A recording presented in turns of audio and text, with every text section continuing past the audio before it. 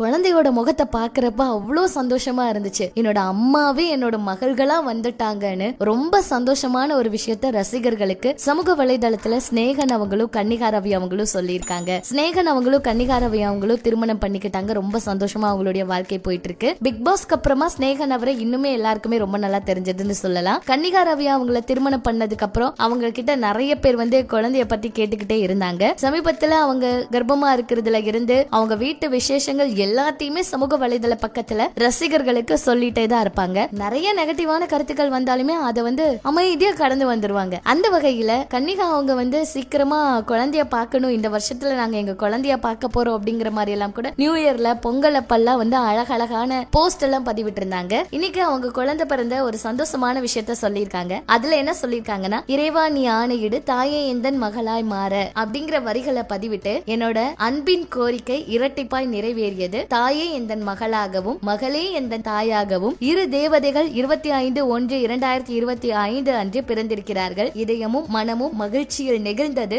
நிரம்பி வழிகிறது. உங்களின் தூய அன்பினால் எங்களின் வாரிசுகளை வாழ்த்துங்கள். என்றும் அன்புடன் ஸ்னேகன், கன்னிகா ஸ்னேகன் அப்படின்னு சொல்லி பதிவிட்டு இருந்தாங்க. ரொம்ப அழகா அவங்களுக்கு ட்வின்ஸ், அதுவும் 2 ட்வின்கள் பிறந்திருக்காங்க அப்படின்னு அழகா இந்த விஷயத்த சொல்லி இருந்தாங்க. சமூக வலைதளத்துல இந்த விஷயத்தை இவங்க சொன்னதுமே முதல் ஆளா சிவின் அவங்க worthy wait darling, it's truly a blessing அப்படின்னு சொல்லி எமோஷனலோட ஒரு எமோஜிய பதிவிட்டு சொல்லி இருந்தாங்க. அதே போல இந்திரஜா ரோபோ சங்கர் அவங்களும் கங்க்ராச்சுலேஷன்ஸ் அப்படின்னு சொல்லி இருந்தாங்க.